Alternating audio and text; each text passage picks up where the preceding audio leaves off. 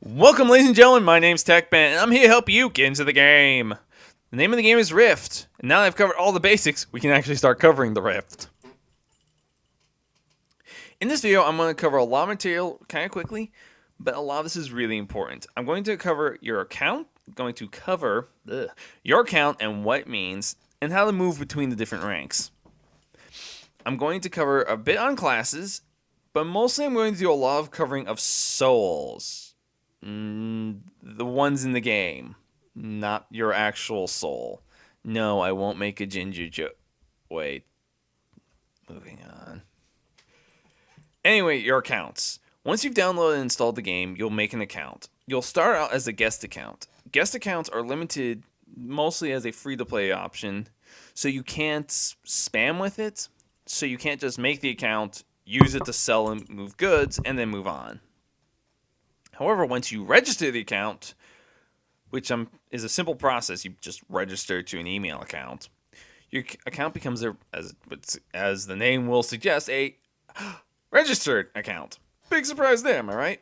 Registered accounts have access to everything. You can literally go through all of the Storm Legion content with this. Note, Storm Legion souls are not covered. The Storm Legion was the first expansion to the game of Rift. I'm not sure if there's another one planned or what's going on. I'll update that as we move through this. To move up from a register account to a loyal account, you need 1,500 loyalty points. But that's not necessarily needed. As a registered member, you have a whopping 3 limitations. You can only have 2,500 platinum on a character. You may not add items to the auction house, but you can buy items from the auction house. Also, you cannot have auto promote on for a guild, so you can't have somebody automatically promoted to guild leader. That's a small item. To move up, you can spend real world money, which I'll show here. These have a bunch of different packages. $5, $10, $20, $50, $100. It's a lot. I won't cover all you can buy because that would be like 3 videos worth of stuff right there. But an alternative, if you don't actually want to spend money on the game, is buying Rex. That's the $10 option. I'll show you here on the auction house.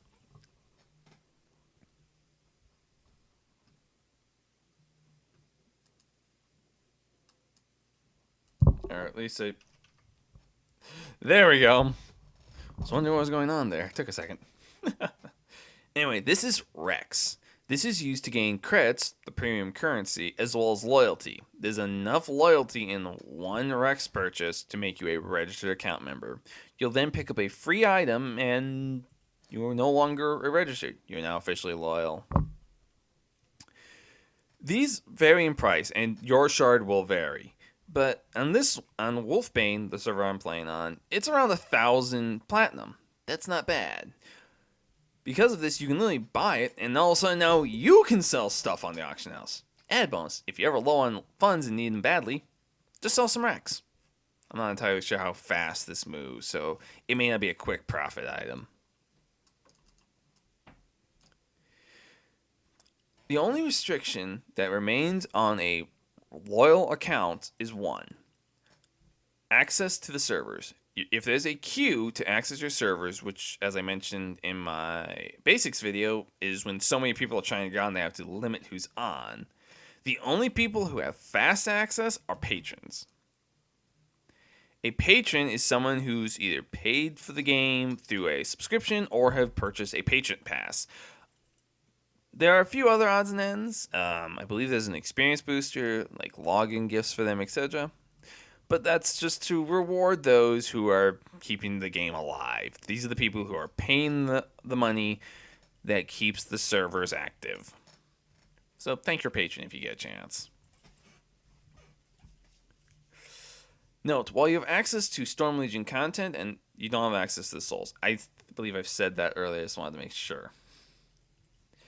Now, the classes. I'm going to cover this really fast because this is really going to be about souls. Actually, now that I think about it, let's just cover souls. I'll do a different video for classes next.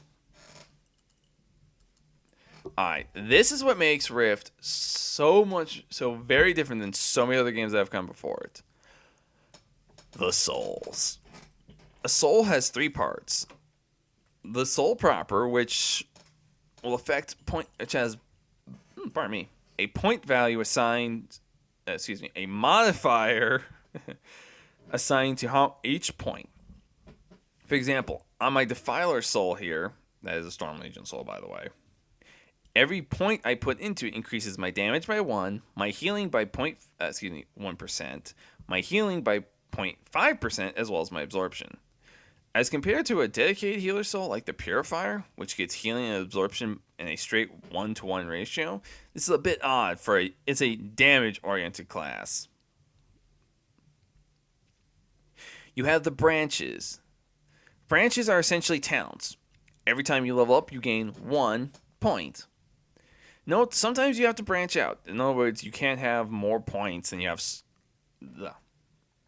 You can't have more points in any one soul than your level. For example, I'm level 26, thus I have 26 points in my Defiler tree. But I've made 34 points total, so I had to put those other 8 somewhere else. So unfortunately, you can't just focus on one and go all the way up. From there, as you go up the branches, your roots get deeper. Now, I bet you're wondering what I mean by that. Roots are abilities. Every soul has 2. For example, even though I have no points in the Justicar tree, I still have Salvation and Strike of Judgment. If I were to say put 2 points in Armor of Virtue, which increases my Wisdom, I gain Bolt of Radiance. These go pretty deep. Note, 61, the big one, requires all the points. All the points? Yes, all the points. I have to have every last talent filled to gain the 61 point ability. These are pretty powerful, so beware of that. What's my time looking like? Oh, perfect. Different specs, and we'll run with different features. There's a lot of presets, and I will cover a few of them in the class video, which we'll be doing next week. But some things you need to keep in mind. If you're going to work alone, a healer group roll is going to be a little slow. Tanking won't be that much better off. Note, a lot of tanks have a lot of survivability built into them, so you can take the big mob on and win. However, you'll probably just run damage. If you can find it... where is it? Here it is. You're going to look for the pet tree. These are generally a really solid leveling option. For the cleric, it's the druid. For the mage, it's the necromancer. For the rogue, it's the hunter. And I forget what it's on the warrior. Plane something? Because I believe it's planar creatures. That'll get into planes. In a lore episode, I think. Alright, that's a lot of the basics. That's souls, that's a bit on the accounts, and that's all you really need to get going. I guess I do have... Hang on, let me see my time. Okay, I have just enough time to be able to cover classes really fast, which would be awesome, but I'm going to have to log out here to be able to show you the different classes. Cue elevator music. Alright, here we go. I'm going to start with the lowest... There we go. I'm going to start with the lowest armor, the Mage. The Mage class is relatively versatile. Mostly it's a damage dealing class. However, it has 2 separate support souls as well as 1 healing soul, the Chloromancer. Yes, it's a plant mage. Yes, it's actually more fun than it sounds. This is actually one of my favorite characters to play when I get the chance.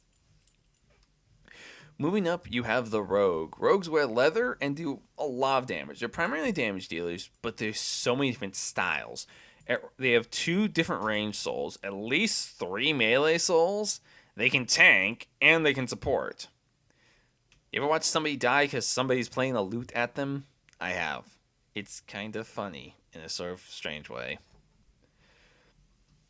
From there, we have the Cleric. Clerics are arguably the most healing-oriented group in the game. With 3 different healer souls, not including the Storm Soul, they have a lot of healing capacity and a lot of different flavors. They can also tank, but they don't have a dedicated support soul. Note, if you're playing a sort of a secondary damage healer, My Defiler would be an excellent example. This would be a highly functional option. From there, you have the big, the burly, the plate wearers, the warriors. Insert warriors come out to play joke. These different classes will define what souls you have access to, what weapons you can use, as well as what armor you'll wear. Side note, I guess I need to show you this really quickly. Logging back in.